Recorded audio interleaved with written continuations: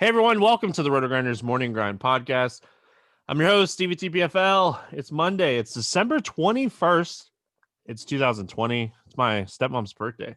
We're here for the Week 15 NFL Review Podcast, joined as always by my good buddy Blenderhd, Jordan Cooper. How are you doing, my friend? Good. I'm glad that after 5 losing weeks, I get a winning week. So I'm happy. It wasn't a big winning week. It could have been big. It could have been big. I had a great lineup in the power sweep because I did, Stevie. I was like on your side for this week. Your side in the way of like I that when they have the $10 milli and that payout structure, especially late in the year, like I'm like I don't want to play it. And then they reduced the slant because of it at $9. So I'm like, that isn't that appealing. So like I look around and go, well, if there's no contest for me to play that I feel like, that I'm not just throwing money, it's throwing money away from the payout structure. I'm just gonna go back to my roots and I'm gonna hand build. So like I did make 18 lineups. But I played like the $33 5 max, but I played 5 lineups into that. I played 2 lineups into each power sweep, the 2 double spies. So I was like, I did a very, even though I still use lineup HQ, like I use it to make my lineups and then I enter them by hand. But like I did not like massively multi-enter, but I had a great lineup in the $150 power sweep with the Kamara and Tyreek Hill left the play, and I was like 18 points from first, and like I had so much PMR, and I'm like, if Kamara gets there, come on, Tyreek Hill as leverage off of Kelsey in the tight end slot, get me home, and they didn't get me home. Yeah, it sounds like what I do on a weekly basis. Right. It's much different mindset. I mean, this is what I used to do. When I played just soccer only, I used to just build 6 GPP lineups. Like I wasn't playing like, half the player pool or whatever. You have to get in the mindset of prioritizing, of like, well, I could play this and I could play that. And it's like, well, okay, I'm going to play Corey Davis. Do I want Marvin Jones or do I want DeAndre Swift as my run back in that correlation? And I just have to decide. It's like, well, I'm going to take the running back to fit a running back spot versus the wide receiver. And I mean, Swift did fine, but Jones did better. But like, you have to think and you have to really compartmentalize like each individual lineup and go, okay, this makes sense. And this is good. And then I just have to take stands and say, well, if I'm going to play Davis in the lineup, I'm playing Swift and not Marvin Jones. If I'm playing, I'm Pollard, Ayuk, I played some Kendrick Bourne. And of course he got there by the last play of the game on a Hail Mary, but that wasn't good enough. And I'm playing Ryan and Gage, and I didn't play Ridley in that good lineup. I had Ridley in another lineup. So, and then I didn't play Evans. I played Godwin. It's one of those things where if I was making 100 lineups, I would have had Evans in a couple of them. But you have to prioritize, and Godwin projected better, so I played Godwin. There you go. Yeah, it was an interesting week. Like, this is the first week this season that I didn't make like a script on it, lineup HQ. So, I thought it was a really good tournament week. I played cash games. I got there very late in cash games. I made $181 this week. I'm ecstatic. But profit's profit, right? So like we always do, let's start with our cash builds. I'll let you kind of run through what you were thinking. This week, there were some massive chalk across the board. Kamara, Ayuk, Derrick Henry, Emmanuel Sanders. So talk to me about your lineup and talk to me about the decisions that you were looking at for cash this week. Okay. Stevie, so did you actually play a cash lineup or was this your main lineup? No, so I played a cash lineup this week. I did throw it in like the $50 single entry because I couldn't just build a cash lineup, but like it is not correlated whatsoever. And like that's not what I usually do, but that's what a cash lineup is. You don't care really about correlation in cash. So yeah, I actually built a cash lineup this week. I didn't play it in like the spy and stuff like I usually do. Okay, well, I'll tell you my cash lineup. I had Kyler Murray, quarterback. My running backs were Alvin Kamara and Tony Pollard. My wide receivers were Brandon Ayuk, Brandon Cooks, Emmanuel Sanders, Traquan Smith, Kelsey in the tight end spot, and the Washington football team at defense. Now, is this the team that this is the team I built to begin with? My attitude was with the Saints players, I wasn't all that thrilled of playing Traquan Smith. I think that late swap was a big decision on, like, do I play Sanders by himself? Do I play Smith? Do I play Jared Cook in the tight end spot? Like, those Saints guys were cheap, and I didn't know what direction to go. And then, like, at quarterback, I was either going to play Kyler Murray or Jalen Hurts, and they're both in the late games also. So I just thought I built this lineup, and if I need to switch, I need to switch, because you could tell in the lineup I didn't play Derrick Henry. So if Derrick Henry puts up 45 points, some of this lineup switches around a lot.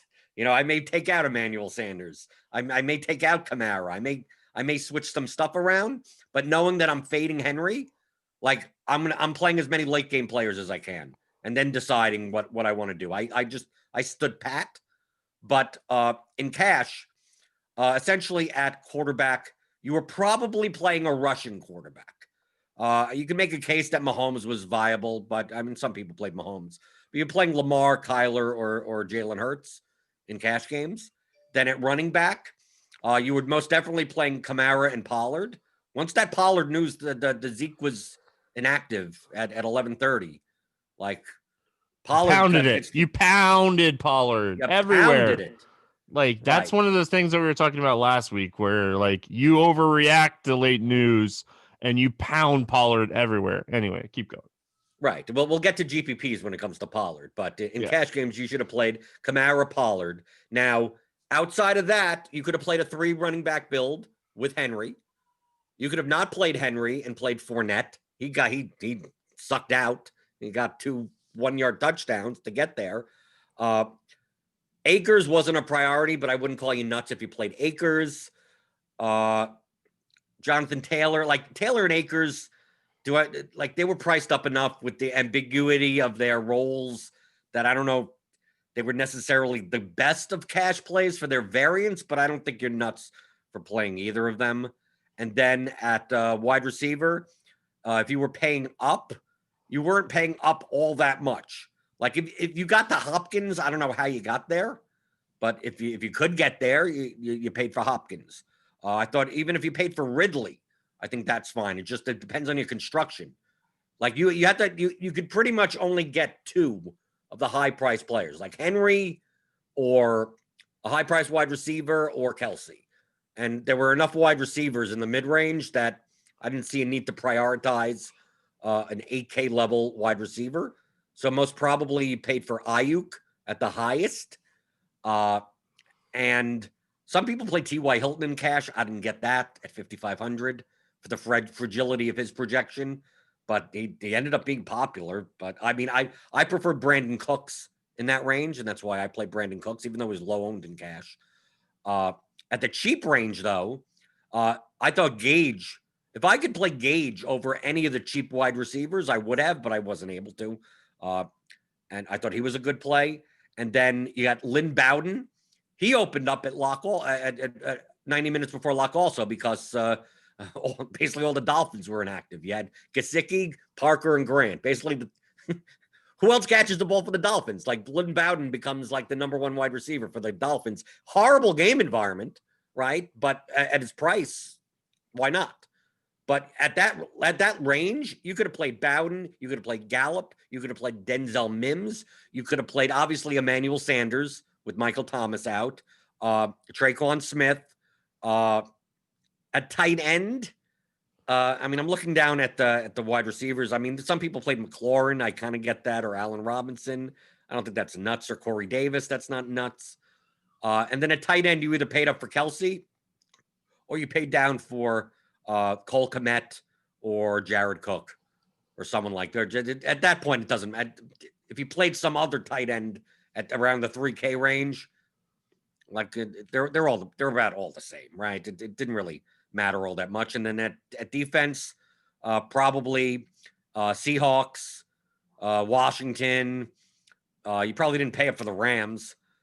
I mean, you could have played the Buccaneers or the Patriots, like somewhere around that like 3K range in DST. And I think that's it.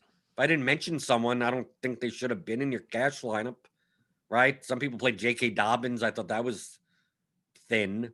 Mark Andrews seemed to make no sense at the tight end spot because it's right in the mid range. Either you pay up for Kelsey, you pay down.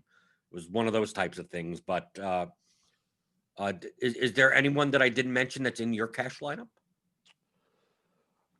Did you mention Tyreek Hill? No. Okay, well, he was in my cash lineup.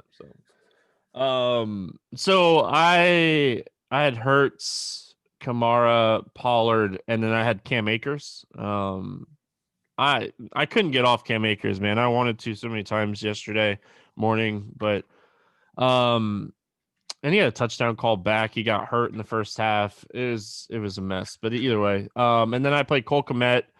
I played Ayuk, Tyreek Hill, and Bowden. And I scored 160. It was good for double ups. Didn't win a ton of 3-mans, but yeah, you weren't that far behind me then. I got 162.84. Yeah, we were right at the same. Like, so I debated a lot of like taking Akers out and playing Fournette, but I hated Fournette. I'll take my L. I'll take my L on the Pro Football Show Football Focus show when we record but this is week it really as well. much of an L? I mean, Listen, it's an touchdowns. L because he got there, but I'm with you. Like, he stunk all day and he got 2 1-yard touchdowns. Right. He was LeGarrette Blount Fournette. I mean, like, yeah, right. The 2 1-yard touch. I mean, like that. Feel free to play. I mean, like that's running back variance. There are plenty of times where he doesn't come in and he sits there with 7 points. So yeah, so I debated taking Akers out and going down to Fournette and upgrading, but honestly, I like the build. I played the Seahawks defense, so it was, like I said, it was fine for cash. It hit double ups, hit very late. Jalen Hurts with the monster performance helped a lot. 17 from Tyreek. I was hoping for more. I debated on him and like DeAndre Hopkins, so I had a tournament version of this lineup that ran back Hurts with DeAndre Hopkins, making a little bit more correlation. It didn't have Akers either. So one of my biggest issues this week, I guess we'll talk about when we get tournaments, but yeah, like some of my correlation plays didn't hit on some of the guys that I got right. So like that's always frustrating, but I don't think there was anything too crazy for cash this week. I feel like Derrick Henry and Travis Kelce opened up Sunday morning. I don't think a lot of people were really considering them because of Alvin Kamara and some of the cheap tight ends, but like Pollard opened up. You talked about like the Miami situation opening up a lot of options there. Ahmed opened up, which opened up money to get up to Henry or Kelce or both. So I don't think it was crazy. I'm with you. I think you were playing a running quarterback this week. I was very, very much bullish on Jalen Hurts last week, talking crap about him. This week I took my L and I played him. And he had a really good game. I think he outscored everybody by a couple points at least. Kyler was right there. Ryan Tannehill was right there. But yeah, Jalen Hurts, Patrick Mahomes, Lamar Jackson, Kyler Murray. Those were the 4 guys you were kind of looking at. Deshaun Watson. I wasn't looking at Tannehill in tournaments or in cash games, but I think he was interesting in tournaments to pivot off of Derrick Henry. And then I saw some cash lineups with Matt Ryan a little bit in like 3-mans, and I think that was crazy, but that's just me. But he was cheap enough. If you're going to punt at quarterback, he was probably the guy to punt. Him or Trubisky, maybe. Well, Drew Brees is really cheap too in that game environment, so who knows? Yeah, but you didn't play any of the Saints, and you played Kamara, and that's it. Is there a reason you didn't play Emmanuel Sanders? Yeah, it was going to be chalk, and he was bad chalk. Oh, okay. There you go. Like he doesn't Drew Brees doesn't like go out and throw Michael Thomas's targets to Emmanuel Sanders or Traquan Smith. Like, well, did you see the game? He doesn't throw his targets to anyone, apparently.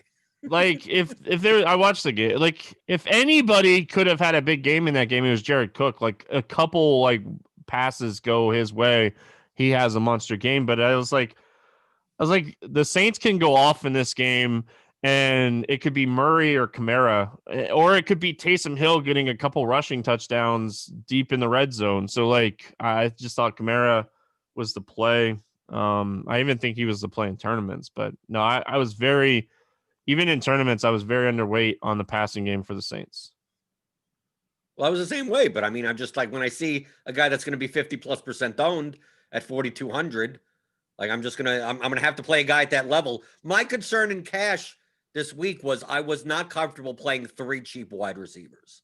I didn't want Like to play 3 Saints. Like I know the Blitz optimal crushed. It scored like 177 points, but it had 3 Saints. Like it had Traquan, Sanders, and Kamara. Yeah, well, that's what I played. I didn't play the Blitz optimal, but I plugged them in thinking that maybe I'm switching it up. Like, so like Yeah. to me, like if I had to choose between, I looked at Gallup, but Gallup was in an early game and Bowden was in an early game. So I'm like, do I play? I would prefer to play Bowden and Gallup over Traquan Smith. That's what I wanted to do. And then go down at defense a little, and who cares? The problem is that like if they don't do well, like I have no optionality there. I almost feel like they're close enough plays that in the late games, like if I need to switch, I have all the optionality I need to switch off of I could switch off of Kelsey, play Jared Cook, then switch to Tyreek Hill in my wide receiver spot. I could play Robert Woods. I could play Cam Akers. And there was another game going on at the time that I could switch off to. Like there were 3 games to switch off to. So why lock that position in when I think that they're about all equal anyway? And then since Henry only put up 28 points, which was still fine for cash, it wasn't at the level where I was getting killed. I mean, Brandon Cooks underperformed, but like none of the other chalk like did well enough. Like I had Ayuk, so that was fine. I had Pollard, right? I was playing one of the quarterbacks from the late game, so I'm fine there. I mean, I didn't have Fournette, but I didn't think he would kill me. So Komet only put up 3 points, so that didn't do anything to hurt me. So it was more the fact that I didn't want to play 3 Saints. I mean, I was going to play Kamara anyway, but I didn't want to play 2 Saints wide receivers. Just that, do I want to play 3 cheap wide receivers? Do I and then pay up? And I wasn't comfortable doing that. It didn't matter. I won more than 60% of my head-to-heads, and I cashed in most double-ups. So, like, at the end of the day, scoring the difference of scoring a 164 and scoring 172, I mean, I would have won a couple of more head-to-heads, but other than that, like, my double-ups would have been fine. Yeah, I think there's a lot of decisions you can make really this week when it came to, swaps. Yeah,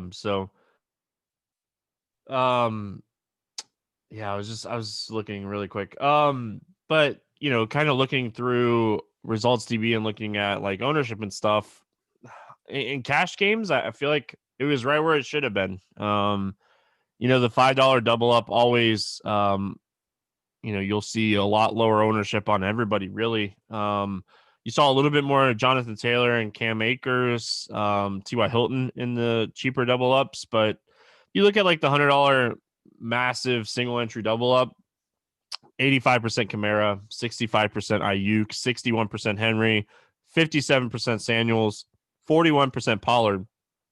But the biggest thing, Jordan, when we're looking at like low stakes and high stakes double ups, and we talk about this every week, Pollard was 23% owned in the $5 giant single entry double up. Like people just didn't adjust. And like when the Pollard news came out, like he was instantly a guy you needed to get into your cash lineups. Whether you wanted to play him and Fournette together, you were playing Pollard in projected to be one of the fastest paced games of the weekend. It just with Zeke out, man, you were playing Pollard in cash, and like there was times you were like, all right, is Pollard going to get there? But he was so cheap and the workload was going to be so high. It really didn't matter what the results were going to be. You were playing him in cash. So, right. I mean, imagine if someone took over Ezekiel Elliott's old role, right? Because now with pretty much no backup, Pollard was going to see 80-90% of the snaps, and he's a pass catcher. So think of Ezekiel Elliott's old role if he was a good player. That's what Tony Pollard is going to do for 5,200. So imagine the Cowboys had a good running back. Like, how do you not play them in this? At least in double ups. I mean, I started jamming it into my GPP lineups as well because of the late news principle, especially at lower stakes. Because at higher stakes, even in GPPs, I think he was efficiently owned. At lower stakes, it's people were on the Discord going, "Why is Pollard only X% owned in my contest?" And I go, I hope you slam the button, because like the EV you get off of the lower stakes players in these contests are just ridiculous. I was taking out Fournette. Like, I had lineups that had David Johnson, and he had one hell of a game that I didn't realize. 11 catches for 106 yards. But he was like one of my cheap. Like, I had David Johnson. That was Fournette. my pivot. That was my pivot. I had David Johnson in cash, and I just pivoted straight to Pollard. I wasn't playing Fournette. Like, I had taken a stand on him all week. So I had David Johnson in there all week and switched it to Pollard right when the news came out. Right. So that's what I was doing in most of my lineups. I was, okay, Cam Akers or Jonathan Taylor's in this lineup. Okay. Take one of them out, put in Pollard, and upgrade a wide receiver. Next lineup, put in Pollard. I was pairing Pollard with Ayuk or Bourne, because now it makes sense. Now Ayuk being high on wide receiver, especially with the late news with Pollard, it's like I'm going to get some extra bonus on the game correlation right there. So it really made sense. I just went through it. Look, where am I Bourne and where are my Ayuk lineups? And I just like, those lineups need to have Pollard in it. End of story. And I just switched them all around. Pollard played 90% of the snaps too. I just looked it up. So, like, if I would have told you 90% of the snaps at 5,200, like, it would have been a no-brainer. No brainer. But yeah, David Johnson, like, he wouldn't have affected you in cash. He was really low in cash and tournaments. So, a lot of people pivoted, or played Fournette. So, obviously Traquan Smith getting hurt, that affected some people. I saw a lot of people have two of Sanders, Smith, or Bowden, and I think you can't really argue that. Gallup, I guess we could throw him into that group. You couldn't really argue with any of those. Like, any of those four guys, I'm with you. If I had the money to play Russell Gage over Bowden, I would have.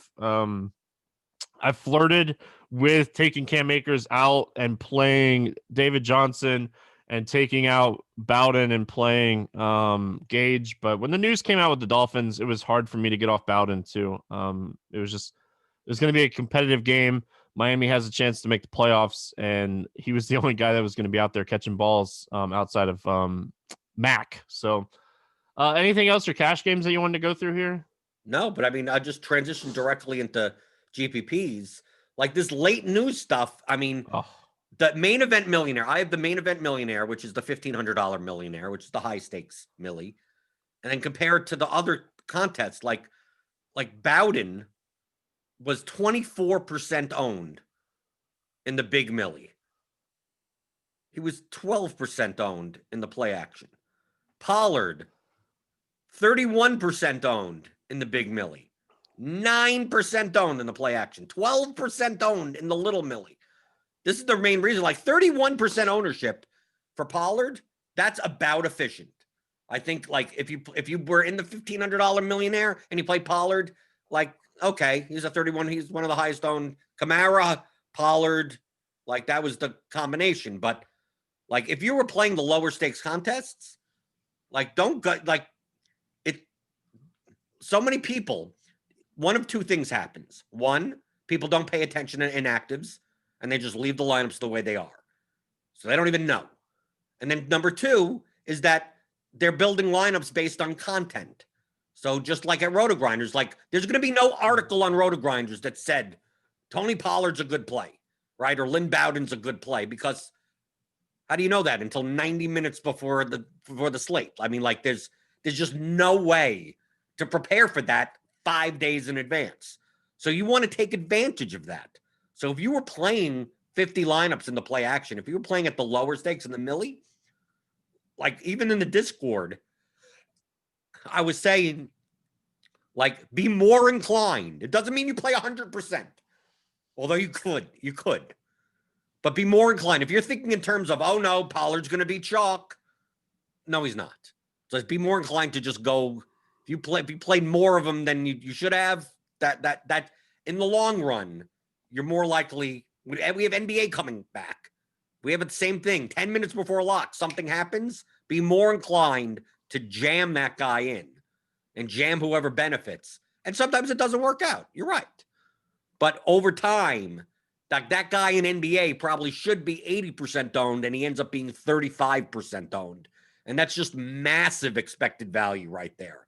So Pollard, like, to me, pretty much the whole season, I think, was the best late scratch type of, inactive type of play, that if you didn't jump on board Pollard in a massive amount of your lineups, at least in the lower stakes, you probably did something wrong.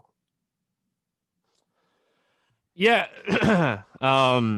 Like, I would have been more inclined this week to jam them in and not worry too much about your correlations, just because there was so much news that came out at 11:30 this week. There is even reports that, like, were floating around that, like, Mark Ingram wouldn't play a lot. So, like, if you slammed in J.K. Dobbins, like, not going to argue that either. But So Ingram played what? He had like one carry the game before. Did he matter that much?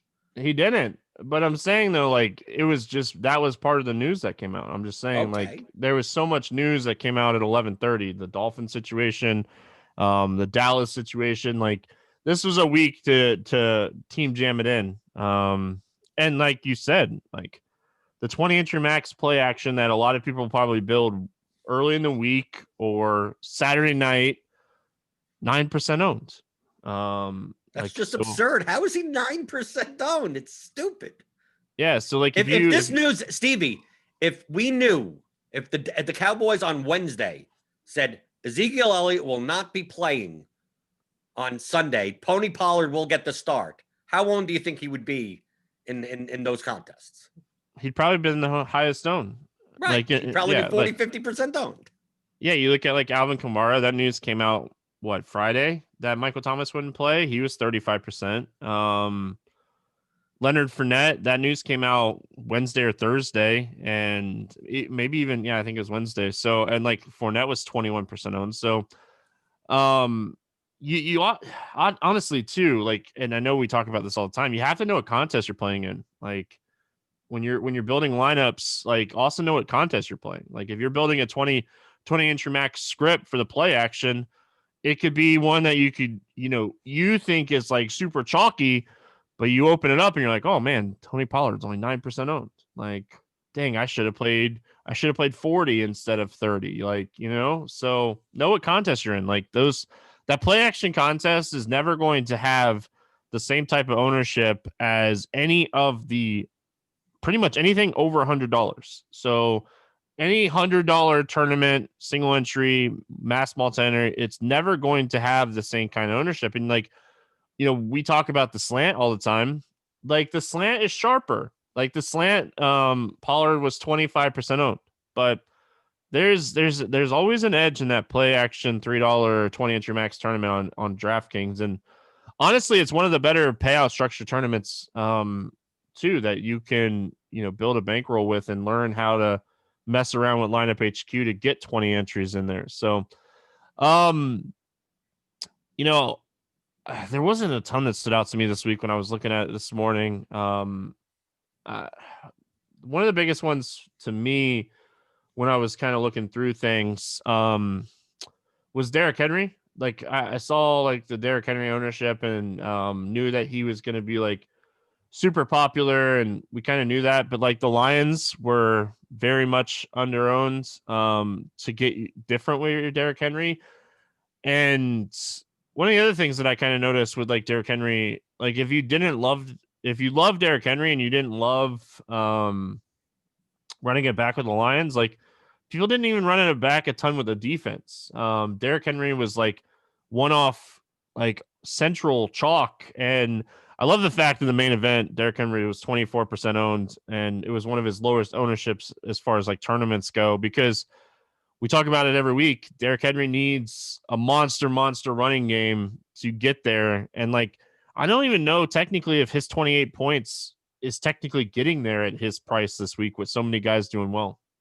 Right. And truthfully, if you faded him, you got lucky, because he could have had over 40. Because I mean, Tannehill rushed it in twice, and in garbage time, he wasn't even in for the Evans pass, right? Darrington Evans came in at the end of the game. So it's quite possible that Henry's score wouldn't have been 28, it would have been 40. And then we start getting to the range of you kind of need to have him. But as I've said on shows before, with a guy that's all of his upside is tied to touchdown variance at 9,500, I'm going to fade when popular, and I'll play. Like I was more inclined to play Dalvin Cook. I played Dalvin Cook in a couple of lineups over him, because to me their median projection wasn't all that dramatically different, but it's going to be a third of the ownership. So I'm going to do that. And I want to give a shout out. I want to say two things. Can I use this as like a teaching moment, Stevie? Of course you can, dude. You can use this as a teaching moment anytime you want. Okay, a teaching moment. Because I want to give a shout out to Chop. Right, he won the second $1 million winner. Well, we should have did that a while, like when we started. One of my OG buddies, man. Right, we didn't even lead off with this. I know, it's my bad.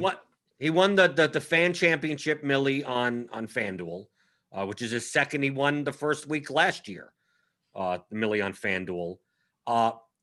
People looked at his lineup. This is what happens in the DFS industry. People look at winning lineups and go, "Well, that doesn't make sense." Because they want to like break it down on like, why wasn't that a good play and this a good play? I want to highlight the fact that obviously I talk a lot about correlation and leverage, but those are two like levers comparable to projection. Like projection is the number. I'm not going to correlate four bad players together and say, well, they're correlated, I should win. Like if they're badly projected, they're badly projected. It's like you're not going to make up enough with your correlation to get there. But as we stress on this show, when we review about contest selection, about matching a lineup to a contest, it's not just a matter of picking the good players and thinking that applies to cash games versus GPPs, small field, large field, or even sites. For instance, I primarily play on DraftKings. DraftKings NFL DFS is different than FanDuel DFS, okay? Because of the scoring system. On FanDuel, you get a half-point PPR, and you don't get any bonuses. So the effect of correlation is going to be less. So, for instance, I took one of my stacks I used was Matt Ryan with the Falcons. So if you played a 3+1, which is basically Matt Ryan, 2 pass catchers, and a run back. If you played the best version of that, 3+1, it was Ryan, Ridley, Gage, and Evans as your run back. If you played them all together on DraftKings, you got about 104 points, 103.7, because you're getting the 3-point bonus from Ryan. You're getting the 3-point bonus from Ridley. You're getting the 3-point bonus for 100 yards for Evans. And you're also getting an extra 21. It's total of 21 receptions. So that's an extra 10.5 points, because FanDuel, you only get half-point PPR. So them combined is on DraftKings 103.7.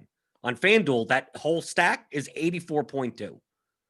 Okay, that's a difference of about 20 points. They're all correlated, but you get way more benefit of that correlation on DraftKings versus FanDuel. So if you're on FanDuel and you're building 3+1 stacks, like that's still fine. I mean, you're getting a boost in the correlation. You're getting a 10% boost, a 15% boost, not an 80% boost. People act like correlation is the be all end all. It has to be. It's like, no, you still have to go by projection first off, and then go, how much am I willing to sacrifice in projection to get the correlation, to get the leverage? If you're sacrificing 20 points, then you don't do that. Like, you're never going to make it up in correlation, and especially on FanDuel where you don't get the bonuses and a full point PPR. So I know Chop's lineup, you look at it, and there's technically one correlation, Hurts and Hopkins, because you could do that because it's a running quarterback and you're getting the other side of the game. But outside of that, it's just basically I picked a bunch of players and they all did well. But on FanDuel, that's more likely than DraftKings because you just don't get the benefits of full point PPR and the bonuses enough that and the pricing is softer. Like on FanDuel, you end up having Pollard on FanDuel. How do you not play Pollard on FanDuel? I'm going to not play Pollard and I'm going to play J.K. Dobbins instead. Like, dude, you're giving up like 7 points in projection for no reason. I mean, just like, because you have so many players that are underpriced that now, how do you even make up with correlation and leverage when you have, when there could be 8 players that are just so better projected than anyone else? So just understand the differences between the sites. Yahoo is going to be different also. So like I primarily play on DraftKings where correlation and leverage means a lot more than on FanDuel. And that's one of the main reasons I play on DraftKings, because that style of play benefits me because I consider that one of my strengths. When I play on FanDuel, I'm making lineups and I'm like, dude, I almost feel like I have to play 6 chalk players because like the correlation isn't getting me anything. The leverage isn't getting me anything. So I just want to use that as a teaching moment that like DFS in and of itself is not about you must do this or you must do that. It's all a balance of all those things. And it depends on the site that you play, the contest you're playing, and the lineup you're making. I mean, if this is your first time listening to the podcast, welcome. But I've talked about the differences on DraftKings and FanDuel for I'm going on, I think this would be year 6 for me doing the morning grind. So you have to know, like we talk about contest selection so much, but site selection is like everything's going to be different when you're playing on FanDuel or DraftKings or Yahoo or Underdog Fantasy or Prize Picks or any of this stuff. Like, you have to know the site you're playing on. Right, we're coming into NBA, and a lot of people don't realize that out of all the huge sports, differences. Yeah, that I think NBA DFS on FanDuel and DraftKings are almost like 2 different games. Well, it's the same for NASCAR too. Way different. Like DraftKings and NASCAR are way different. Like it is completely like you might be 60% on one guy on DraftKings and not have any on FanDuel. Like that's how different their NASCAR games are. So, but basketball, you're right. Like the scoring in basketball, it's such a huge difference when you're playing. And also the positions. So. Also, I mean, the fact in FanDuel, like you're locked into playing 2 of every, and then only 1 center, and then DraftKings, it seems like 90% of the player pool is eligible at 2 positions. So you could fit a lot more combinations. You're going to play a lot more Anthony Davis and Giannis on FanDuel just because you look at the power forward and the small forward position and go, wow, there's no one here.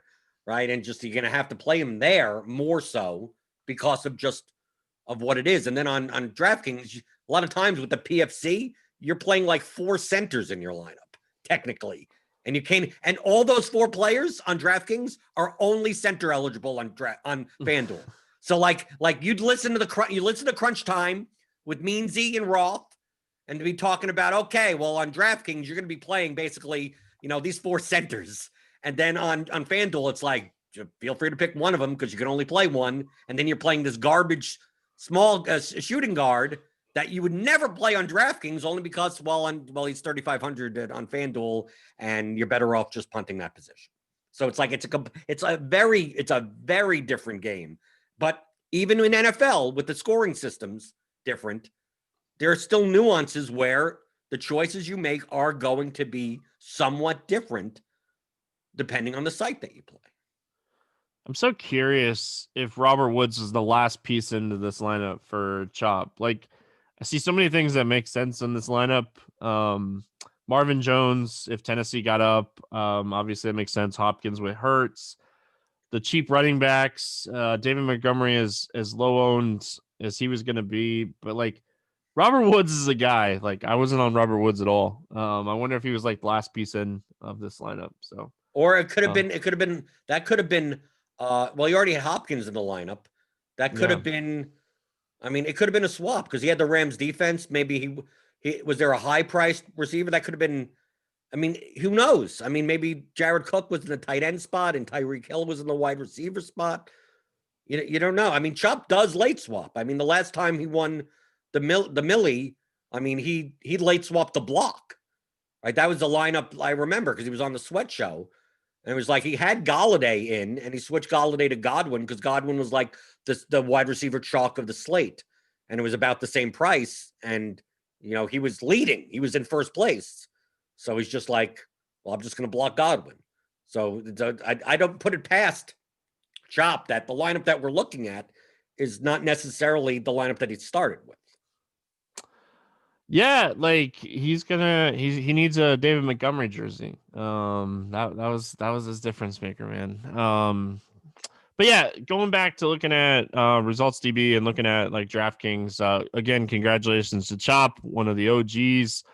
I feel like there's like less than 10 of us that have been around forever now. So I'm probably miscounting people, but I don't have $2 million wins, so I can't say anything. Jordan, when we're looking at results DB this week for DraftKings, a lot of people played the Tampa side of things with Atlanta, so that was good. A lot of correlation there. A lot of correlation with Ayuk with Pollard. I even saw like Ayuk with like Gallup, CD Lamb.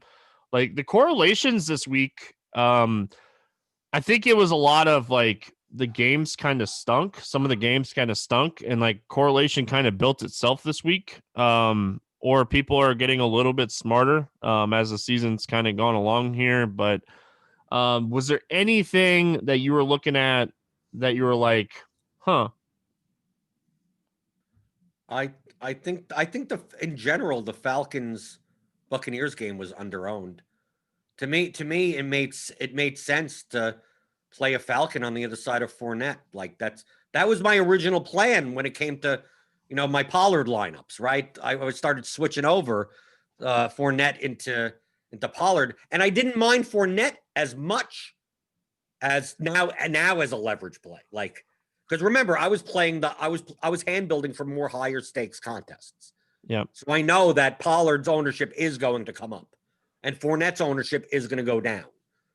But I was already saying I was going to go, okay, I'm going to play a chalky Fournette. How do I play a chalky Fournette and still be different? Well, I'm going to play a single-digit owned Ridley. I'm going to play Gage. I mean, what was Gage's ownership? He didn't come in that high. 14%, okay. I'm finding that Ryan, Gage, Fournette. Ryan, Ridley, I played Hayden Hurst in the tight end spot. That's why, like in that lineup in the power sweep, I had Hurst in the tight end spot. And since I wasn't playing Kelsey in that lineup, I played Tyreek Hill. So like I was doing stuff like that. So like to me, I think the Falcons were a bit underowned for as much that Fournette was owned. And it would have been more if Pollard didn't open up. So like to me, that was the only thing that stood out to me, that total was high in a dome. And the two teams that you attack primarily through the air. And I understand not playing the Bucs passing game because Brady plus who? Like it could go to Brown, Godwin, it could go to anyone. So I get that side, but on the Falcon side, it's pretty condensed, right? I mean, Ridley's the alpha without Julio Jones there. So Ryan, Ridley, Hurst to fill in a tight end spot, and you play Leonard Fournette as if you're gonna play Fournette, just play it that way. And there you go. Then you don't have to worry about. You get lucky, you get there and do 1-yard touchdowns. But the same thing with Ayuk and Pollard. I mean, I haven't looked. I could see the matrix of how many Ayuk Pollard lineups there are, but I'm going to think it's much less than it should be, because to me that makes sense. If you're going to play chalk pieces, why don't you play them together? At least correlate them. Get a little 5% boost on them than playing one-offs like that. Hey, they correlated well too. They did. So man, I had a bunch of Lamar Jackson this week, and I had a bunch of him with Andrews and stuff. But I ran it back because that's what I do. With some Jags, and like I feel like all of them scored 9 points this week. Like all of them.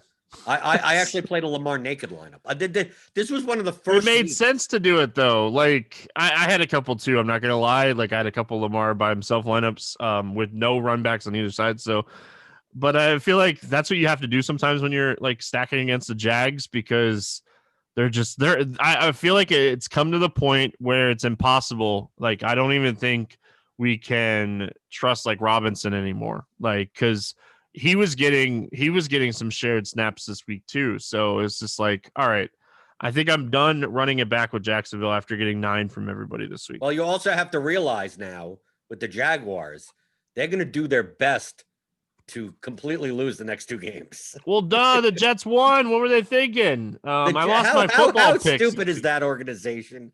They're a 17.5 point underdog against one of the best defenses, and that's the team they beat. And I think they're running the ball with Gore. He's getting they want to lose, but the players don't want to lose. I think that's the main problem. It's like the players themselves are fighting for contracts, so they want to do well, but the team wants to lose. So Gase is just calling plays so that let's optimize for losing, but I can't tell the players to do that. And it just didn't work because you get one of those Jared Goff.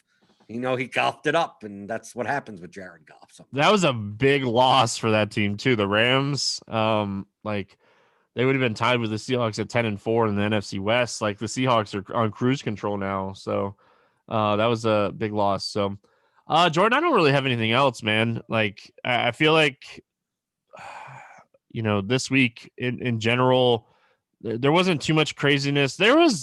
I'll say there was a lot of leverage this week. There's a lot of ways that you could leverage off of like Derrick Henry. There was ways you could leverage off of Fournette with the passing game. I was surprised. I went in purposely. I didn't play any Derrick Henry, so obviously I played a ton of Corey Davis. That worked out. Yeah. I knew Ayuk was going to be chalk, so you know who I play? Kendrick Bourne. It doesn't mean I don't play Ayuk. It means in some lineups I play Kendrick Bourne. And then you take a look at, Kelsey's going to be somewhat owned in the tight end spot. And if people are going to pay up, they're probably paying up for DeAndre Hopkins. So I'm going to play Tyreek Hill, across from Kamara. I'm looking at what pieces do I have in the game? If I'm going to play Emmanuel Sanders without Kamara in this lineup, I'm going to play Sanders with Kelsey because I'm not playing Kamara in that lineup. So and people are playing a T.Y. Hilton. So I played Michael Pittman. That didn't work out, but I mean, that's the theory. That's the thesis of the play, and less people do that. So sometimes it works out and sometimes it doesn't. Corey Davis, of course, it was mostly on one play. And once I saw that pass go in the air in red zone, it's always hard to tell the difference between Corey Davis and AJ Brown, without seeing the number. And that was a big bomb. And all I'm thinking in my head, when I see the ball in the air and I don't see the receiver yet, I'm like, I hope this is good. I hope this is Corey Davis. And once I saw 84, I'm like, yes. And then he got out of there and whatever. Those are the little things that you have to embrace when you're sweating the games, where you see the play live and you don't recognize the receivers and you're just hoping, especially tight ends.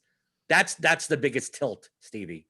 If you have ever had a tight end on a team that all their tight ends have 80 something, it's 85, 86, and 88, and based on the sun, you can't tell the number. When you see it on the screen, you can't tell the number. And then it's a 3 tight end set on the goal line, and you're like, I don't know who's who. And then you see some play action and one of the tight ends gets it, and then you have that scratch off ticket type of thing of who is it? It's Luke Stocker. Get out of here, Luke Stocker. I thought you were Hayden Hurst. Oh, those are the worst. Those are the worst. Tight ends are the worst. They're all the same build. Right, you go, I got all the Mike Gesicki, and it's Durham Smythe touchdown. but it's not like it comes up. It's like you're actually watching and you don't even know. You can't tell the difference between the tight ends. You just know some big guy caught it and you hope it's size at 88. No, it's not 88. 81. Come on down. I will say, like, we talked about Bowden and he was 20 to 40% owned in contests. When Ahmed was activated, like, he was the quietest 25 fantasy points this weekend. And Like, he had nobody, a grandma narrative. Alan didn't tell me about it. yeah. What's up with His that? grandma's in the hospital and he went there and he said he's going to run for 100 yards and a touchdown for her. I didn't know. I'm a Dolphins fan. I didn't know that. So Right. I don't think anyone knew it till after the game. Maybe he made it up. Who knows? yeah, but he was like 1% owned, quiet 25 that nobody played. So like that would have been some leverage off of Bowden. Just kind of thinking about leverage. You mentioned, off of Derrick Henry and Kamara, you could have played Dalvin Cook. He had a very quiet 30 fantasy points off of those guys. So there was leverage. There's always leverage, Jordan. There's always leverage. Just whether or not it works out. That's all that matters. That's going to wrap it up for the Week 15 review. We'll be back next week with the Week 16 review. We will have this for 16 and 17. Going to do, I think, Week 17. I'm going to have seven podcasts that week, so it'll be fun because I have basketball every day plus the 2 football podcasts. So, but it's only for 1 week. So.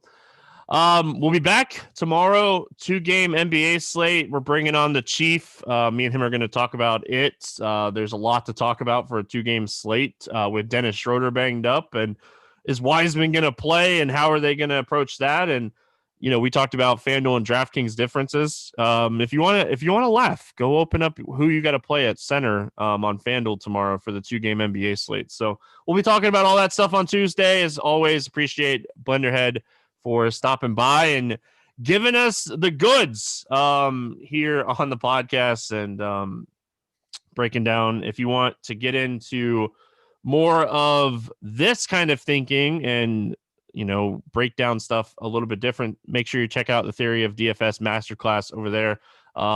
If you're following Blender, it's his pinned tweet and you can easily get it. So ask him for a Christmas discount. Maybe he'll feel like he's not.